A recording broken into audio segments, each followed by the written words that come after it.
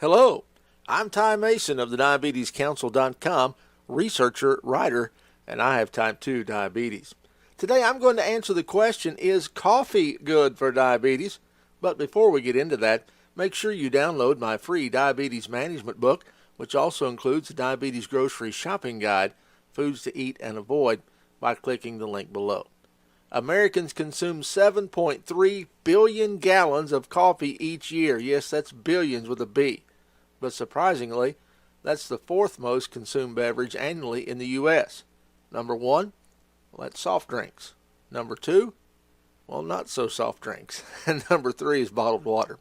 There are several studies that have been conducted over the years that have concluded that those who are regular coffee drinkers have a significantly lower risk of developing type 2 diabetes.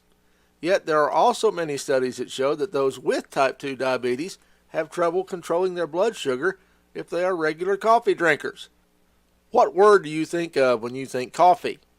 Well, most of you probably just thought, or maybe even said out loud, caffeine. Well, researchers thought the same thing recently when they decided to study the effects of caffeine on those with type 2 diabetes, not just coffee. They found that it is in fact the caffeine that causes the inability in many to control their blood sugar. The study was conducted by Dr. James Lane, who found that after given caffeine pills with meals, those with diabetes saw an 8% increase in their blood sugar compared to times when they were given a placebo. Lane remarked that this is a significant rise. But how can caffeine keep you from developing diabetes and also worsen the symptoms for those with diabetes? Well, it can't. And a Harvard researcher, Dr. Rob Van Dam, says it's not the caffeine in coffee that is preventing some from developing diabetes.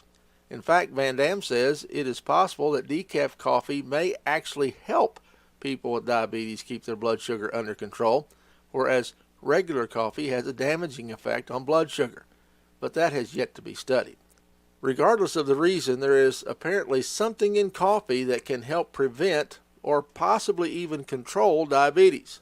But another fact is apparent. It is not caffeine. So is coffee good for diabetes? Well, no, it's not. Regular coffee is certainly not good for diabetes, period. And Dr. James Lane advises that those with diabetes not drink any kind of coffee. There is not enough research to back a claim that decaf coffee will help control your blood sugar. I hope this answers your question. Is coffee good or bad for diabetes? Don't forget to get your diabetes management book by clicking the link in the description box below. And as always, let me know if you have any other diabetes-related questions. Thanks so much for watching. I'm Ty Mason. Can a diabetic drink cough is good or bad for diabetes?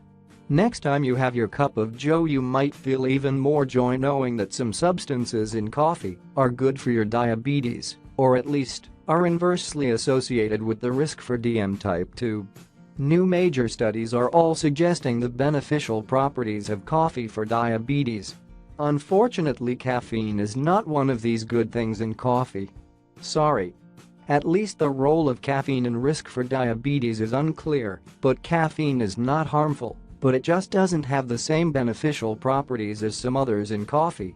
The good ones are a complex mixture of minerals, antioxidants, phytonutrients, and other compounds which affect glucose metabolism. The results of these studies were quite encouraging, especially because coffee is the most commonly consumed beverage in the world. In a Dutch cohort study including 17,111 adults, it was shown that those drinking at least 7 cups of coffee per day, were half as likely to develop type 2 diabetes. So start drinking more coffee. In another study from the American Society for Nutrition, regular consumption of coffee and potentially black tea, but not green tea, is associated with lower risk of type 2 diabetes. In all studies, coffee intake, and especially decaffeinated coffee, was inversely associated with risk of type 2 diabetes. The studies include Europeans descent populations as well as Asians. How this exactly works? One hypothesis is that coffee's high antioxidant activity and a high antioxidant contribution to the diet may reduce free radical generation, thus protecting the pancreatic beta cells from oxidative stress or potentially promoting insulin sensitivity in the peripheral tissues. Another possible beneficial substance is magnesium, for which coffee is a good source.